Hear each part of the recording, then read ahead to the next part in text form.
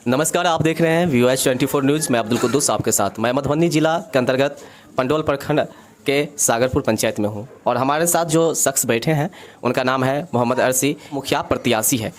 मैं बता दूं, पूर्व में सरपंच भी रह चुके हैं, लेकिन 2 बार इलेक्शन नहीं लड़े और फिर से अपने पंचायत में आए हैं। चलिए मैं इनसे बात करता हूं और जानने का कोशिश करता हूं कि इनकी क्या विचारधारा है अपने पंचायत के लिए, अपने क्षेत्र के लिए, यह क्या करना चाहते हैं, क्यों मुखिया प्रत्याशी के पद पे यह चुनाव लड़ना चाहते हैं। जी, सबसे पहले स्वागत है आपका हमारे चैनल VOH24 न्यूज़ पे। आपका भी बहुत बहुत धन्यवाद जो आप हमारे पंचायत में आए हैं। आप इससे पहले सरपंच पद पे रह चुके हैं, क्या कारण है कि इस बार मुखिया पद पे लड़ने जा रहे हैं? जब मैं सरपंच पद पे था तो मैंने जो अपना काम किया, लोगों को लगा कि आदमी सरपंच होके काम ठीक ठाक कर रहे हैं, अगर इनको मुखिया बनाया जाए तो और ठीक रहेगा। सरपंच जब मैं था, मैं अपना जो भी काम किया, ग्राम कचहरी था और हमारे पास विकास का कोई काम नहीं था। एक ईंट भी कहीं से उठा के कहीं रखने का हमारे पास कोई अधिकार नहीं था। हमारा काम था 2 लड़ने वाले को मिला देना, उसका फैसला न्याय करना। मैंने अपने उस काम को बहुत ईमानदारी पूर्वक निभाया। उसके बाद लोगों ने बोलना शुरू किया कि सरपंच साहब, हमारे पंचायत में, गांव में विकास नहीं हो रहा है। मैं उनको बोलता था कि हमारे हाथ में तो विकास का काम है नहीं, न्याय का काम है। न्याय में कुछ कमी है तो आप हमको बोलिए। तो लोगों ने हमको कहा कि नहीं, आप सरपंच में मत लड़िए, आपका एक सरपंच कार्यकाल देख चुका हूँ, अगर आप मुखिया में लड़ें तो हम लोग समझ रहे हैं अच्छी तरह कि आप जिस तरह सरपंच में अपना काम किए हैं, अपना जिम्मेवारी निभाए हैं, उससे बेहतर आप मुखिया में भी निभाएंगे। हमारे जो गांव का विकास है वो बहुत बुरी हाल है। हम लोगों को शर्म लगता है जब बाहर निकलते हैं और लोग कहते हैं कि आपके गांव में जाते हैं तो चप्पल हाथ में लेकर के इस वार्ड से उस वार्ड, इस टोला से उस टोला, तो लोगों का कहना है कि आपकी भी जिम्मेवारी बनती है कि इस दुर्गति को, जो आपके पंचायत की दुर्गति है, रोड लेकर के, शिक्षा लेकर के, लाइट लेकर के, जिस आदमी को वृद्धा पेंशन मिलना चाहिए उसको न मिल करके किसको मिलेगा? जो आपके गुट का है, आपके ग्रुप का है, आपके लिए काम करता है। इसी सब बीमारी को दूर करने के लिए मैं इस मुखिया का प्रत्याशी बना हूँ। आप बता रहे हैं कि 2006 से 11 तक सरपंच पद पर रहे, बीच में 2 इलेक्शन फिर हुआ, क्या कारण था उस बीच में आप इलेक्शन में नहीं आए, क्षेत्र में नहीं आए? मैं अपने कुछ घरेलू काम में लग गया, क्या समझे, इसीलिए। और मैं देखा कि सरपंच बनने में अच्छी बात है, न्याय प्रक्रिया उनके हाथ में है और आगे की तैयारी मैंने लोगों का सेवा में जुट गया कि पद पे रह करके ही जन सेवा कोई ज़रूरी नहीं है। मैंने ये 10 साल बीच में गैपिंग करके चुनाव नहीं लड़ा और अपनी गांव की समस्या में लगा रहा। हमसे जो बन पड़ा मैंने लोगों के लिए किया और करता हूँ और करता रहूँगा। अब मैं समझ चुका हूँ कि अगर मैं प्रत्याशी बनता हूँ इस बार मुखिया का तो मेरी जीत है। लोग को हमारे साथ लगाव है, हमदर्दी है, मुझसे आशा है। इसीलिए मैं 10 साल लोगों को देखा कि लोग क्या चाह रहे हैं। 10 साल में जो मुखिया रहे उनका कार्यकाल लोगों को सामने आ गया है। कौन सा मुद्दा लेकर आप अपने क्षेत्र में आए हैं इस बार? मैं सबसे पहले, मैं जहां अपने दरवाजे पर बैठा हूं, सामने आप नज़र उठाएं और रोड की हालत देख लें।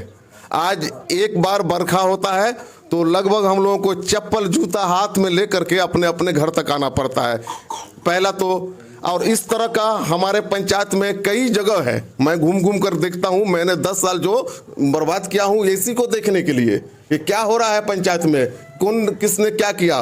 तो मैं ज़्यादा यही देखा कि जो जनप्रतिनिधि कर चुके हैं वो दलाल के चक्कर में, 4 गो के चक्कर में, उनका जो 4 गो काम किया उनके लिए ही वो काम किए। उनको आम जनता से, आम पब्लिक से कोई मतलब नहीं रखा उन्होंने। लेकिन मैं तो सबको एक निगाह से, एक साथ से एक काम करूंगा, सबके लिए करूंगा।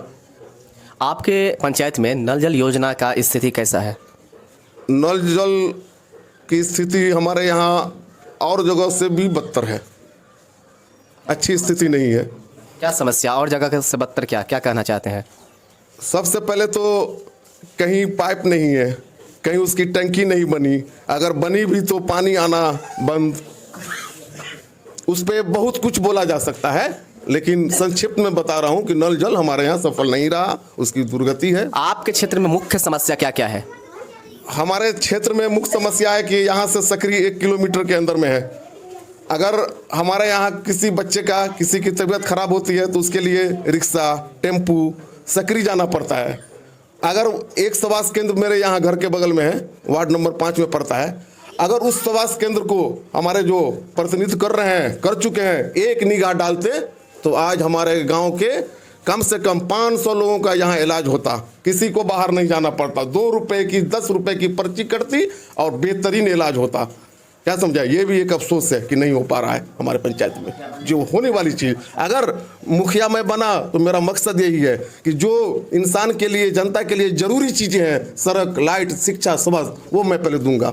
मैं आसमान तोड़ के ला के नहीं दे दूंगा जनता को, लेकिन ये जरूर दूंगा जिससे जीवन की बुनियादी चीज़ है।